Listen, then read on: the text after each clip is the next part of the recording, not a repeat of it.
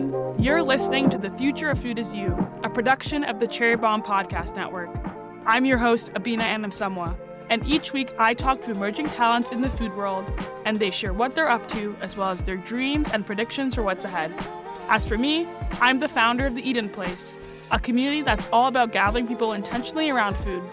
I love this new generation of chefs, bakers, and creatives making their way in the worlds of food, drink, media, and tech. Today's guest is Stacey Mei Yan Fong. Stacey is a Brooklyn-based baker and author whose debut cookbook, 50 Pies, 50 States, is coming out in June. Stacey is also the general manager at Big Night, the buzzy foodware store in Greenpoint, Brooklyn. I'm excited to chat with Stacey about her transition from design to food, why she picked pie as her specialty, and the process of writing her debut cookbook. For you podcast lovers out there, here's a recommendation. You need to listen to Radio Cherry Bomb, the Cherry Bomb Podcast Network's classic show. Each Monday, Radio Cherry Bomb host Kerry Diamond, founder and editor of Cherry Bomb magazine, is joined by some of the most interesting food personalities in the biz, from folks like Ina Garten, Hetty McKinnon, and Claire Saffitz. Don't miss the #1 female-focused food podcast around. Tune in wherever you get your podcast and make sure to subscribe while you're there. You can also find the transcripts on cherrybomb.com. Thank you to Kerrygold for supporting The Future of Food Is You. Kerrygold is the iconic Irish brand famous for its rich butter and cheese made in Ireland with milk from grass-fed cows. Let's talk butter first. There's a Kerrygold butter for all of you out there. From soft and spreadable butter in a tub to sticks of salted or unsalted, a perfect measurement option for foolproof cooking. There's a Kerrygold butter blended with olive oil, which is about to become your pantry essential.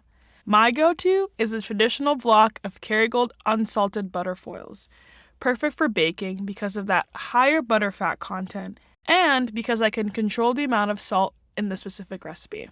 Then there's Kerrygold cheese. The options go way beyond their classic Irish cheddar. There's Kerrygold Blarney cheese, which is a Gouda style, Kerrygold Dubliner, sweet and nutty with a bite similar to aged Parmesan, Kerrygold Skellig, a tangy take on cheddar, and the rich and delicious Kerrygold Cashel Blue farmhouse cheese. For the best cheese board, just accompany these with some grapes, your favorite crackers, and some funky jams for contrasting vibes. You're all set. If you haven't tried Kerrygold yet, don't delay. The future is now. Look for their butter and cheese at your favorite supermarket, specialty grocery store, or cheese shop. Visit KerrygoldUSA.com for recipes and product information. Now, let's check in with today's guest. Stacey, how's it going? Pretty good. Pretty chill. Amazing. Thanks for joining us on the Future of Food Is You podcast. Honor's all mine. So you were born in Singapore, but lived in Hong Kong and Indonesia. Yes, that is correct. How did food show up in your childhood? I come from a Chinese family. In a Chinese family, it's not very emotional. There's not a lot of hugging, and there's not a lot of like, I love yous or you're doing great. It's mostly food-based. My grandparents and my family would always be like, have you eaten yet? And that's like their way of showing I care about you, or a really nice plate of like cut fruit. Then you're like, okay, cool. My parents love me. Even though, like, I came from a very tumultuous household, like, at 6 p.m., there was always food on the table. That's when it was, like, dinner time, and everybody ate together and didn't talk much, but just being together was what meant the most. Mm-hmm. Were there specific foods that just are so connected to your childhood? I was born in Singapore, but I grew up in Hong Kong. Whenever we would travel back to Singapore and eat chili crab, you're like sitting in a hawker center. It's 85 degrees. You're sweating. Everybody's eating this crab together, and it's such like a communal event. And you're dipping the fried dough and the sauce. Just getting lost in the sauce with your family while you're eating is just the best. So you then moved to Savannah, Georgia, where you go to Savannah College of Design. What was the food scene like there, and were you able to find foods that reminded you of the different places that you grew up in? My move to Savannah was a really big one. I moved from Hong Kong to Savannah, Georgia, because I wanted a really, really big change. There weren't really any foods that reminded me of home, but then there were foods that slowly became part of what I feel like is home to me. So in Savannah, I got introduced to like grits and collard greens and barbecue and chicken fried steak, biscuits. So many biscuits. I ate so many biscuits. that now also has become food that reminds me of home. Savannah was my first home in the U.S. When I feel a little lost, if I eat like a hot bowl of grits, like I feel a little more grounded. And I feel it's like the same way I feel when I eat a hot bowl of rice, that same homecoming feeling.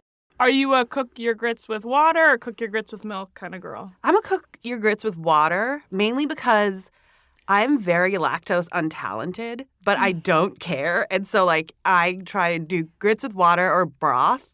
Then I add just like a ton of cheese. That's my compromise. You're lactose untalented? I've never heard that before. I like that better than intolerant. Yeah, you just made that up. Yeah, I'm just like not great at it. I was like, is this a new thing that no one told me about? You went to SCAD, and what did you study while you were there? When I went to SCAD, I studied fibers, which is textiles, and accessory design. At the time, accessory design wasn't a major yet, so I made my own major where like I took everything I learned in fibers, which was amazing. It's like screen printing, weaving, knitting, all that good textural stuff, making repeat patterns. Honestly, going to SCAD was the best. I cannot recommend it higher. Yeah. And then in accessory design, we learned like shoemaking, like handbag make. It was just honestly the best. And my final collection at SCAD was like a 13-piece luggage collection. So like I did all the patterns for it, printed all the fabric, and then made all the pieces. And it was my ode to traveling just like my whole life. And now traveling is kind of a slog. You know, like it's not very glamorous anymore. And it used to be so amazing. So like my mood board for that collection was when my grandparents I think it was like their 40th or 50th wedding anniversary, went on a cruise on the QE2. And it was like my grandma had all her hard suitcases and it was like such an event. Yeah. And I feel like now we kind of take travel for granted. We just find like the easiest way to do everything when sometimes it's nice to just glamorize everything a little bit. And so when you finished at SCAD, you then went to accessory design and you worked at brands like JCPenney and Nike brands along with some others. What was that experience like creating stuff for brands that are such household names in the U.S.? That was such a wonderful opportunity for me where when I left college, like I had an internship and a job waiting for me in New York. Like, what a dream. And it wasn't really scary for me to do that move because New York is so similar to Hong Kong where I grew up. A lot of my friends from SCAD, we all moved up here together. So it was kind of like, okay, like we're all going back to the big city or whatever. When I first moved to the city, I worked for Foley & Carino, which is like a smaller contemporary brand. Just getting to work in so many different levels of fashion and accessory design is so exciting because I always used to say, like, your weight fluctuates, right? Like, your dress size changes, your pants size changes, but you can always buy a handbag. Whatever you want. Like, handbag is a thing that lasts. Pants go in and out, or, like, dresses go in and out of style, or you don't really like it anymore, but people make investments into their handbags, or they talk about bags that they love for years and years, and that's why I kind of focused all my things into handbag design because I just thought, oh, it's so nice that you get to design and make something for someone that's going to last them a really, really long time. And they're going to be really attached to it and really attached to like the way that they organize it too to make it work best for them. That's so awesome. Were you always a crafty kid or was crafting something that was always a part of your life and that's what inspired you to go to SCAD? Yeah, I've always been a crafty kid. My dad notoriously did not let me and my sisters play with Barbie dolls. He thought that they promoted really terrible body image, which honestly, Papa Fong, he knows what's up. Shout out to Papa Fong. Shout out to Papa Fong. So we played a lot with like arts and crafts kits. So like all I did was draw all day or do nail art, do shell art.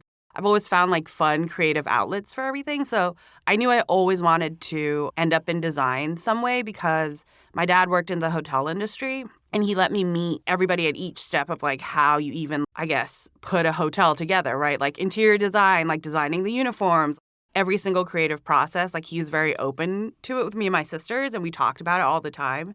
And I just, like, really appreciated all the effort it takes to produce a thing that you might necessarily take for granted. And that's how I ended up in design.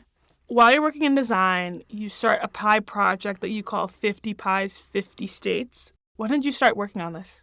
So I started working on this in 2015, 2016. Okay. So at that time, I'd been in the city for a while and kind of felt very lost in the sauce, to put it lightly. Lost in the sauce, adult version. Lost in the sauce, adult version 2.0.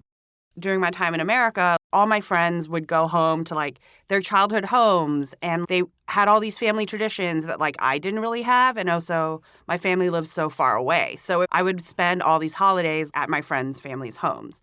I was like, what is my home? What does home mean to me? During that time, I was on a work visa, and it was getting to the point where it was like, I can't apply for any more work visas. Am I going to go home to Hong Kong or Singapore, or should I try applying for my permanent residency?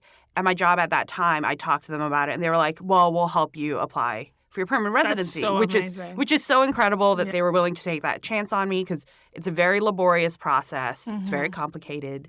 Very expensive. Very expensive, lots of paperwork. I was like, okay, that was a decision that I got to make for myself. This is my home. I want to be here. All my friends that are here are my family, and this is the life that I've chosen for myself. Any move prior to this had been like for college or my dad's job. This was a decision I got to solely make on my own. And during that time when I felt very untethered, my best friend Patrick bought me the 4 and 20 Blackbirds cookbook for Christmas. And I kind of did the Julie and Julia situation where I was like, okay, like if I give myself this project, I'm going to bake every single pie in this cookbook. It is my favorite pie shop in the city. I'm just going to do this. And it'll give me something to kind of ground myself when day-to-day fashion just kind of felt a little meh.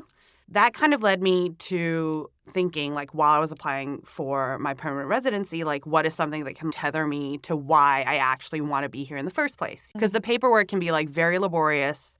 And so I was like, okay, I'm going to bake a pie for every state in America, and I'm going to give that pie to someone that I know from that state, because the best way you can learn about a place is food, right? Amen to that. Yep. Yeah. Like you travel, like you go sit in a dive bar somewhere, you start chatting to someone, you ask them like where they eat lunch or where they go to dinner, and that's the best place to start. And so I was like, okay, let's do pie, because to me, pie is the most American thing. Wow. And also for me, I grew up in Hong Kong and was born in Singapore, which were both British colonies. And so for me, pie was more of a savory thing, not a sweet thing. And then when I moved here, I was like, oh my God, there's fruit pies and ice cream pies and custard pies. And it's just, honestly, pie's the limit here. And I just found that so incredible. So what better way than to find my journey home through pie and also explore the flavors of each state? Because honestly, it could be 50 different countries. Like each state is so different and so personal and has such wonderful regional cuisine.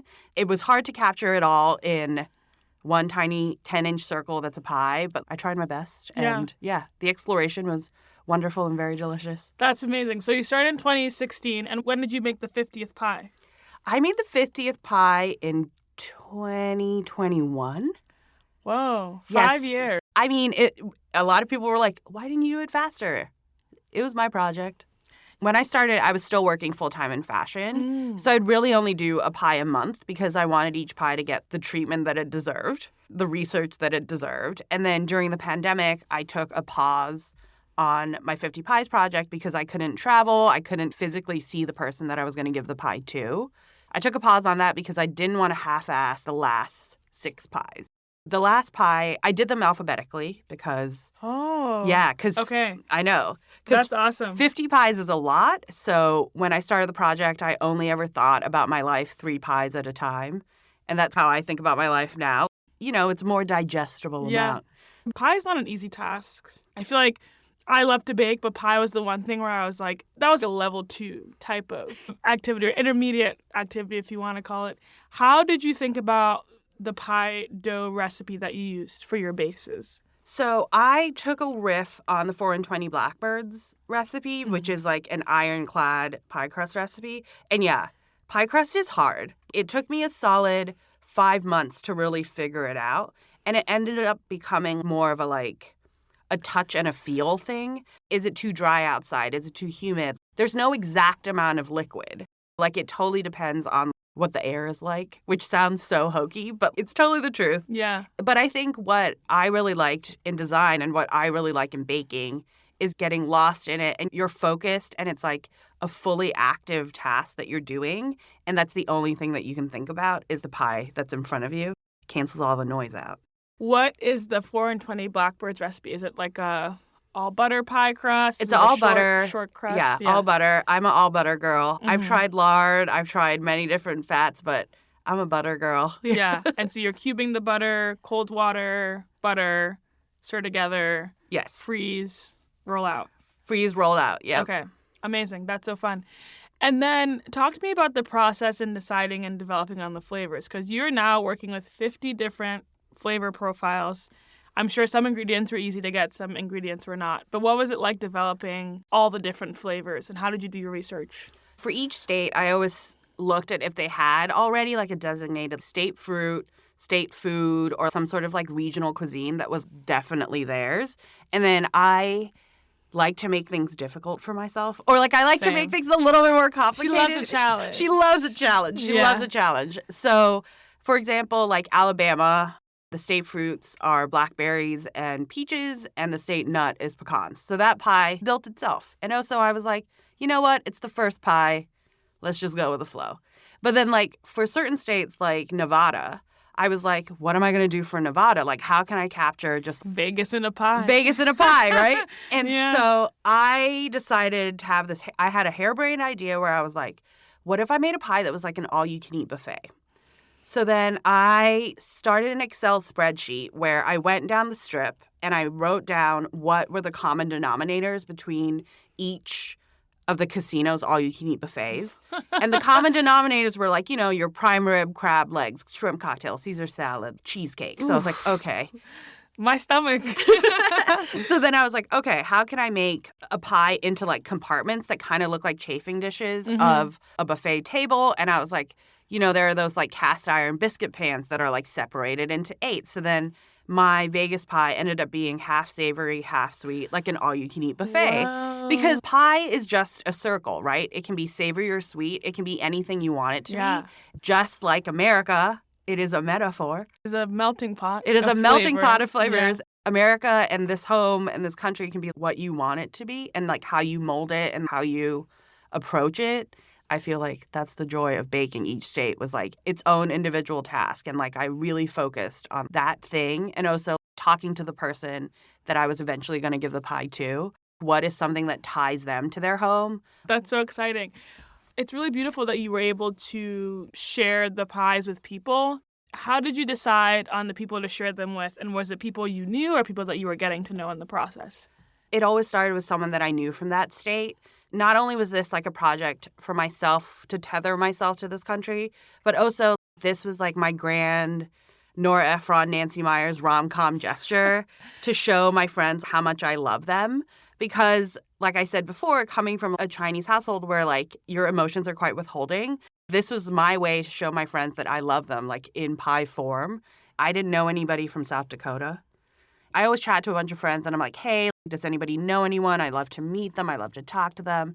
And my friend Matt, who got the Massachusetts pie, he had just done like a graphic design project for a bunch of historians that lived in South Dakota. I was like, bingo, bango, let's go. So I started emailing them and they were like, do you want to come to Rapid City, South Dakota? And I was like, okay. So I got on a plane with my best friend Lauren and I baked the pie for them. And they were experts in like Native Americans in the Black Hills of South Dakota. They told me about Sean Sherman, the sous chef. And so I read his cookbook cover to cover, and his recipes really influenced the pies for South Dakota. I've gotten to show the people that I know how much I love them, and I've also gotten to meet so many wonderful people because of the pie projects. That's so awesome. And for those of you who are listening, Sean Sherman is a sous chef from South Dakota, and he's also the founder of the education business and catering company, The Sous Chef, as well as the nonprofit North American Traditional Indigenous Food Systems. So what was the most challenging pie to make? Every single state has a thing, especially food-wise, flour-wise, bird-wise. But which pie was the one that probably took the most headspace? Oh, man. So I feel like Nevada was complicated, right? Like there were so many bits and bobs. I think the pie that took the most headspace for me was New York. What? I thought that'd be the easiest one. So it was easy. It was easy and it was hard because New York is my home. I've been here now for, it's my 13th year in the city. Wow, Yep. a real New Yorker. A real New Yorker. And how can I make this like the most wonderful pie? Not that I'm playing favorites, but this city means so much to me. I wrote myself a letter when I was 15 that I was like, I'm going to live in New York City and I'm going to buy a camel peacoat and I'm going to buy an apartment where the elevator doors like open into my loft apartment. And so for New York, I was like, I knew I wanted to be an apple pie and I knew I wanted the top of the pie to be like an Entenmann's coffee cake, the thick crumbs, because they were the first delivery service in the city. On my first vacations to New York with my dad for his job, every time like we would meet his friends that lived here, there was always an Entenmann's coffee cake on the table. And like that was like a thing that really stuck in my head as a kid. So I was like, okay, I want to do this, but like how can I make this bigger? So I ended up making 150 mini apple pies with the Entenmann's coffee cake crumble, and I gave them to my favorite provision store, R&D Foods. I gave them to my tattoo shop. I gave them to my yoga studio. And then I threw a really big party for all of my friends, getting to see all of my friends eat these tiny pies all together. Like everybody that makes this place, makes New York my home and also makes America my home was very special. I feel like that's the one that took up the most headspace because it meant so much. Yeah. Yeah. Wow. Do you have 1 to 2 tips for bakers who are like, this is the year I'm going to nail pies, I'm going to get pies right? Take your time. Just chill. It's not always going to turn out. Not every single one of my pies has turned out great. Some of them have been like straight to the bin, straight to trash. But he did it. That's all. But I did it. And exactly. And like my greatest advice is just chill. Chill, not only in the sense where like you're keeping calm, but also use your freezer and your fridge as your friend, you know? Yeah. Chill. Like, it's so important. Like, keep things cold. And, yeah, just put good tunes on, spend some good time in your kitchen, have some nice, comfortable shoes on because back support is important. Lean into it. Know that you're going to make a mistake, and that's fine. It's so beautiful that it came full circle because you were gifted a 4 and 20 Blackbirds pie book. That was what sparked the inspiration for this. And then you transitioned from design to working at 4 and 20 Blackbirds full-time. What is 4 and 20 Blackbirds? 4 and 20 Blackbirds is a pie shop in Brooklyn that was started by the sisters Melissa and Emily Ellison, who I love very much. During the pandemic, I got let go from my fashion job, and I was like, what am I going to do? And I was like, Stacey, you're going to do a hard pivot. So I cold emailed a bunch of bakeries all over the city because at this point I was 3 or 4 years into my pie project. I was a pretty good home baker.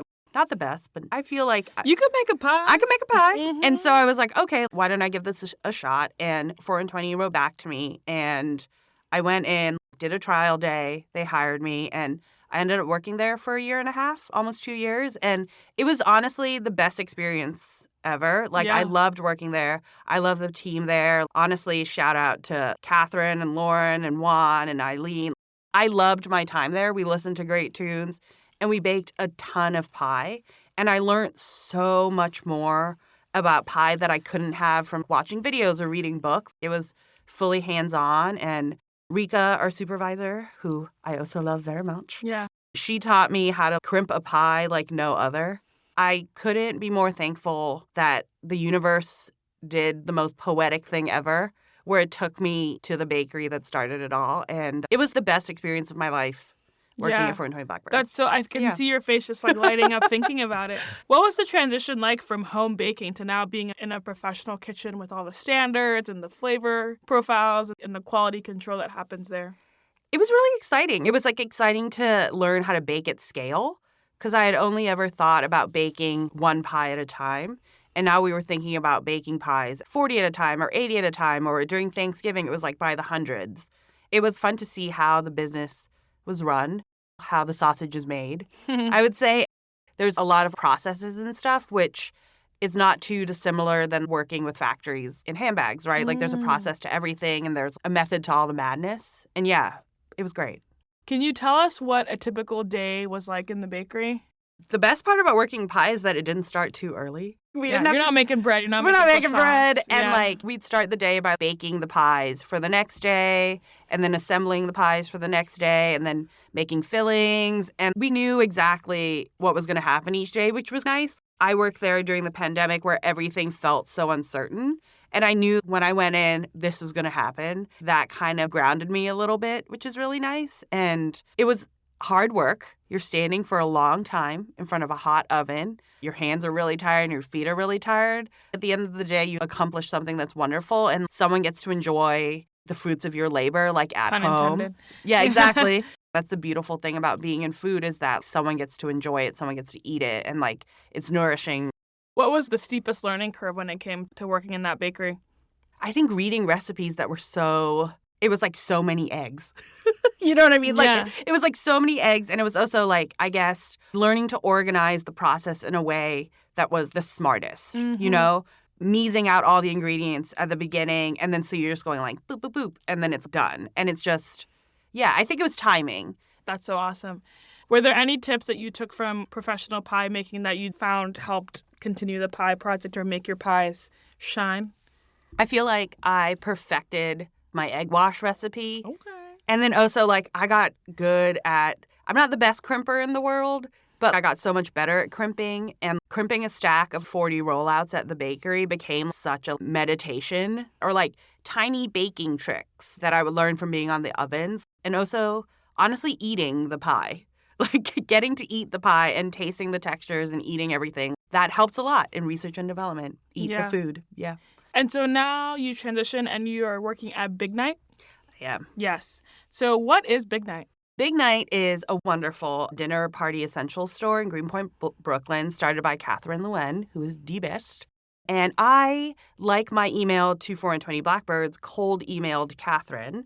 I was thinking about leaving the bakery because I had gotten my cookbook deal and I needed a little more time, not in front of an oven. It was very sad to leave, but also the right move for me when the cookbook thing started ramping up. And so I was like, ooh, it'd be cool to work like at a retail store that I feel really encompasses everything I love about food and everything I love about home. And when Big Night opened, I immediately was like, I have to go there. Catherine is a genius. This is so wonderful. So I cold emailed Catherine. I met with her, and I was their first hire. We became fast friends, and I started working there. And I love, like, Big Night is a tiny store that has very beautiful light, and, like, basking in the light and getting to work with all the vendors that we carry is honestly, like, the most wonderful thing. And I live in South Brooklyn, and Greenpoint is quite far from me, but I am blessed now with 2 neighborhoods. I know so many people in Greenpoint now, and it's nice to have 2 New York lives. That's so funny you say that. Yeah. And the wonderful part about Big Night, too, is just meeting the customers, talking to them, and helping them find the gifts that they need to, like, go to a wedding or for a birthday, or help them pick out, like, what they're going to have for dinner or what they're doing for date night. Recently, for Valentine's Day, I got to help all these people pick out things for people that they love. I think that is the most wonderful thing ever. Yeah. Like, I love gift giving, you know? All my friends always say if there was a gift giving Olympics, I would medal first place. So Wow. I feel like those are some great friends. Yeah. So I feel those skills really helped me with being at Big Night. And yeah, I couldn't be more thankful to be working there now. That's awesome. Can you describe for our listeners who haven't been to the store or don't know much about the store, what is the layout and what's the essence behind the store? Big Night has everything you need to throw a dinner party. You can shop cross categories. It's got all the food you need to make your dinner, and it's got all the beautiful glassware and servingware you need to serve your dinner. So it's everything you need to throw like the perfect dinner party. Have a martini night, eat caviar, like we've got it all. The store is only, I think it's like 200-something square feet, so it's very small, but we've packed a lot of things in there, and it packs a royal punch, and yeah, the vibes are immaculate. The vibes are immaculate. I love that. In the last couple of weeks, there was an article about the shoppy shop concept, talking about how different stores are creating aesthetics and brands for the way that we shop and the way that we are able to consume food. Do you want to talk about that a little bit and why you think that trend is so popular now? I think it's like the most wonderful trend ever. For example, my friends that live in smaller towns in like Nebraska or Oklahoma or all these places that you might not get stuff from Spain or, I don't know, like Fishwife or Amsam or all these things. These tiny stores that are bringing these things get to expose so many people to so many different things all over the country. That's so wonderful. And it's also getting to shop locally, like in your neighborhood at a smaller place. And you get to know the people that work there, right? People that come to Big Night get to know me and I get to know them. And you start this relationship and it's just, yeah. It's a great joy to see you in there. You always give the best recommendation. It's like one of the few stores in New York, like I cannot leave unless I've walked away with at least 3 things. Yes. What are 3 things right now that you are loving at Big Night that are in stock? We have this Dan Dan noodle sauce that's amazing. You can eat it straight out of the jar with noodles. I've eaten it with rice cakes. I made a pseudo 7-layer dip with it. Whoa. I know, it's incredible. We have a calamansi spread, like a little jam from this company called Pika. So delicious. Like calamansi is not really a flavor you see a lot, but I grew up eating it a lot because there was a large Filipino community in Hong Kong. And so it's just so wonderful to see that like on the shelf. And another thing that I'll always love, and I can eat it straight out of the jar, is sambal goreng and from Bukas Bangas in LA. And it's these two Balinese sisters that started it, and it's so delicious. Like it's fried shallots and fried chilies, and you can put it on something or you can eat it straight out of the jar. Can you tell our audience what calamansi is? Calamansi is, I would say, a hybrid between a lime and a lemon, maybe. Ooh, okay. So, and it's like very sour, very tart, but like very refreshing. My hunch is that like calamansi is going to have its rise to fame the way yuzu did, you know? Yeah, I think it's it's trending. It's coming. Yes, it's Enzo coming. has that calamansi drink. Yeah. You know, it'll have its trend. Yes, even though it'll have its moments. mixed feelings about that whole thing. Well, I want to ask this question. I didn't get to ask this when we were talking about the pies, but have you visited all 50 states as a process of making the pies? I have not. Okay. I actually have a map that's like a scratch-off map. Oh, those are so cute. They're so Yeah. cute. And so I scratch one off every single time. The two states I want to go to the most are Idaho and Montana. Oh. I'd love to go to Idaho. Just Go to the state fair. Go to State Fair, Eat a but mostly, potato. just sit under a tree and take a nap or something. In Idaho, I think would be pretty great. Yeah, you can do that in Central Park too. I can do Central Park, but it's different. doesn't hit. It's different. Yeah. It doesn't hit the same as in Idaho. Totally. And there are lots of states like I haven't been to. I've never been to Kansas. I'd love to go to Kansas. I'd love to go to Michigan. I'd love to go to, honestly, every single state. That's awesome. So you managed to turn your project into a book, which is incredible. I feel like we have so many debut cookbook authors that are coming on the show, and it's such an incredible process to be able to take your ideas and just bring them to life and be able to hold on to your ideas. So how did you get this project pitched, and how did you turn it into a book proposal? During the pandemic, because I had a lot of time at home, I was like, you know what? I'm going to write the bones of a book proposal because the dream was always for this to be a cookbook, but it was very much a dream for me. I didn't think it was like attainable. My friend Kerry, who wrote an anthology about New Jersey, she had a book proposal. So we talked through what the process is about. So I started writing the book proposal. And while I was writing the book proposal, Christopher Hemmelin, who was my literary agent at the time, he reached out to me asking if I wanted representation. And at the same time of that, Michael Serbon, who is now my editor at Voracious, an imprint of Little Brown, he reached out to me too. And I was like, oh my God, I'm about to sign to this literary agent and then like meet this publisher. And I was like, what is going on? The universe kind of all brought it together. I couldn't be more thankful that I get to share the story in book form, like I get to hold it. Because like this project had been online, right? Like on Instagram or on my website. Like it wasn't a thing I could like really hold. This goes back to the design. Like when I design a handbag, at the end of it, I got to hold the thing that I make. At the end of all the baking, I get to hold the pie that I make. At the end of this process, I'm going to get to hold the book that has all the recipes, all the stories, all the love letters to the people that the pies went to. And I feel like that's very special to me. That's so beautiful. And putting a cookbook together is no small task. I feel like you've probably been working on it for 2 years now. It's been 2 years. Yeah, the shoot for the cookbook was 17 days. My long Thanksgiving shifts at 420 Blackbirds really geared me up. I was ready. I was ready to go. She knew how to roll and crimp and do it many times. Just talk to me about the process of putting the cookbook together. So you get your agent, you get a publisher, you get an editor, you're starting to work on it. How did it come about? Basically, I start writing my manuscript, and then you have to produce a shoot, right? Because cookbooks have photos. And the wonderful thing about working with my editor, Michael, was like he really trusted me, and he trusted my creative vision. I will say, because I was in design, like I had such a an idea, you know, like I had an idea in my head of like what I wanted the book to look like, and I made all these mood boards and all these decks about the vibe. I wanted it to look like old national parks posters, I love like those. vintage Pyrex colors. And then also with picking the photographer that would work best or the food stylist that would be the one to bring my vision to life or like finding the prop stylist. I couldn't have assembled a better team. Shout out to like Alana, Kate, Maeve, Nam, and Catherine, and Zach for bringing my whole book to life. We spent so much time, like the same way I did with baking each state. When taking the photo for each state, we thought about what the light would look like at a certain time. We made all these scenarios. For Kansas, we were like, what would it look like at 5 p.m. at dinner time? The sun is almost setting, but not quite yet. Like, that's how we lit all the shots. We made all these little, like, stories in our head, and I can't wait for everybody to see, like, all the stories we made together. Yeah. I hope you have one with at least a pie on the windowsill. Oh, I mean... Okay. I was on the edge of my seat for that one. So you said the shoot took 17 days. Yes. Why so long? A lot of those days were like prep days because a lot of pie baking, like you make the crust ahead so it can rest. You can make the fillings ahead and stuff. And you can really only do 8 or 10 shots in one day. And also like with the state pies, with making them, you're shooting the same thing, right? It's a pie. It's a circle. How can you make it different? So we thought really hard, and it really came down to lighting and props. Shout out to Maeve Sheridan. She is a prop stylist guru.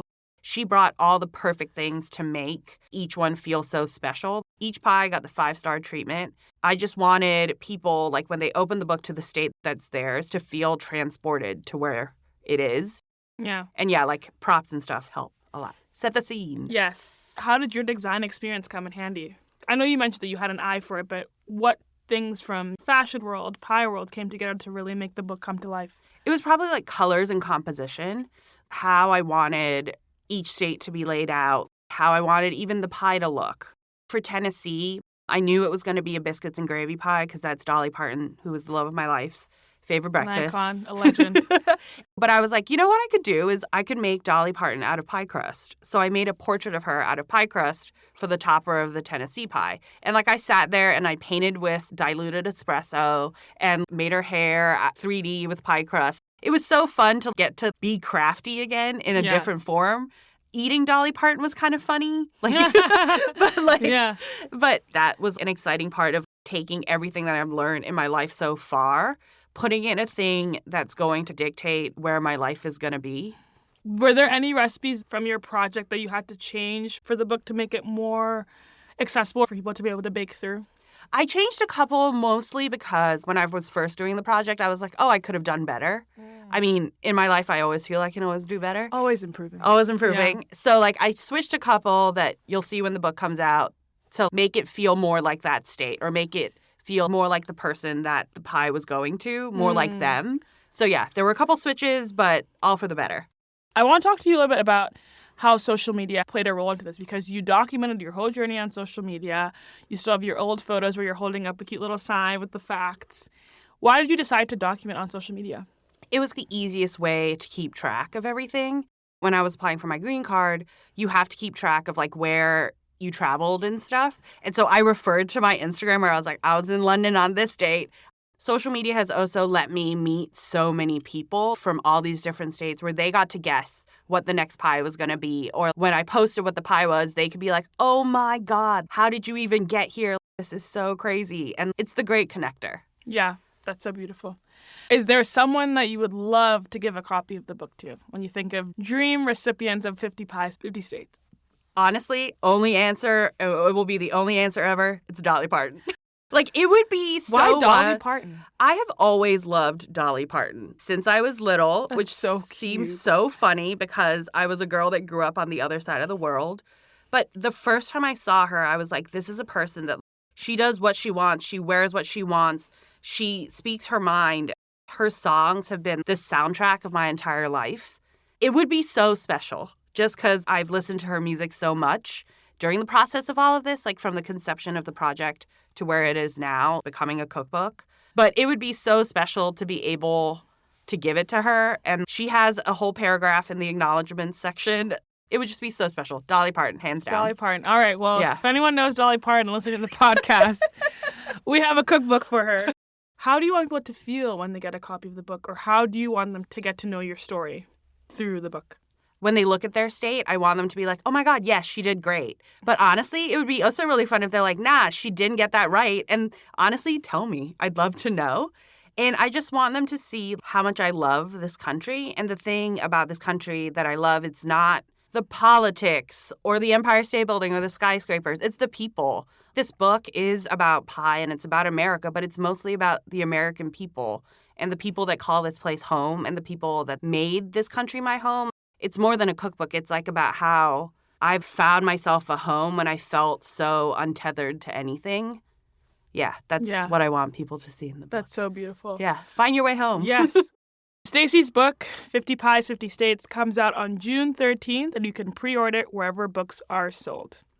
Stacey, we're about to do our fun Future of Food Is You tradition, the Future Flash 5. Are you ready? Let's go. Let's get this. into it. Let's party. Okay. The future of cookbooks. More stories. The future of pie crusts. Limitless. The future of dinnerware. Personalized. The future of social media. Essential. The future of food design. Exciting. I love that. Well, Stacey, if we want to continue to support you and learn more about your journey, what are the best places to find you? Find me on Instagram at 50 Pies, 50 States, and pre-order my cookbook wherever books are sold. It comes out June 13th, and I can't wait. I'm very excited for you guys to see it. Yeah, well, we're really excited. I cannot wait to bake a Georgia pie and a New York pie from your cookbook, so that's so awesome. Thanks for coming on the podcast. Thank you so much, Abena. This has been the best. Before we go, our guest is going to leave a voicemail at the Future of Food mailbox, just talking to themselves 10 years from now. You have reached the Future of Food Is You mailbox. Please leave your message after the beep. Hey, Future Stacey. It's Stacey from many moons ago. I hope you're still living, laughing, and loving. I'm sure things in your life have changed quite a bit over the past few years, especially since your debut cookbook came out. But hopefully you're still surrounded by the people you love most, and a slice of pie isn't too far away. If my intuition and foresight is right, you're sitting on the back porch of your brownstone in Prospect Heights with a cup of coffee or maybe something a little stronger in your hands, with your puppy Nora at your feet and the soft sounds of Waxahachie wafting through the air from your record player. Because yes, you're still absolutely obsessed with her music. I hope that you're on your third or most likely your fourth cookbook. You are a Virgo after all. But most of all, I hope that you're happy. Not happy just in the ha-ha, content sort of way, but truly happy down to every atom in your body. I hope that you're engulfed in the love that's in front of you and that you finally figure out how to fold a fitted sheet. Only you know what you've learned in the years that have passed, and only you can be open to what you're going to learn in the years that are coming. The thing I know now, and you still know then, is that you never really know where a slice of pie will take you. I love you, and I like you. Just one more thing. Have you eaten yet? That's it for today's show. Do you know someone who you think is the future of food? Tell us about them. Nominate them at the link in our show notes, or leave us a rating and a review, and tell me about them in the review. I can't wait to read more about them. Thanks to Kerrygold for sponsoring the show. Visit kerrygoldusa.com for more. The Future of Food Is You is a production of the Cherry Bomb Podcast Network. Thanks to the team at CityVox Studios, executive producers Carrie Diamond and Catherine Baker, and associate producer Jenna Sadhu. Catch you on the Future Flip!